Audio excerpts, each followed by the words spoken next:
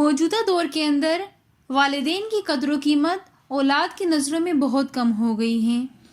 ان کے لیے میں ایک واقعہ بیان کرنا چاہتی ہوں کہ خدا را اپنے والدین کی بہت قدر کیجیے، بہت زیادہ عزت کیجیے۔ والدین سے زیادہ قیمتی اور انمول آپ کے پاس اور کچھ بھی نہیں ہے۔ حضرت امام بخاری نے اپنی کتاب المفرد میں لکھا ہے کہ ایک قبرستان میں مغرب کے بعد ایک قبر پھٹتی تھی اور اس میں سے ایک شخص نکلتا تھا جس کا سر گدھے کی مانند تھا، اور وہ گدھے کی طرح آوازیں نکال کر چند لمحے بعد دوبارہ قبر میں چلا جاتا تھا، اور روزانہ اسی طرح ہوتا تھا۔ پھر لوگوں نے پوچھا کہ آخر اس قبر والے کے ساتھ کیا معاملہ ہے، ایسا کیوں ہوتا ہے؟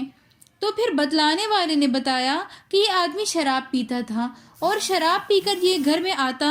تو اس کی ماں اس کو روکتی تو یہ آگے سے اپنی ماں کو ڈانٹتا اور کہتا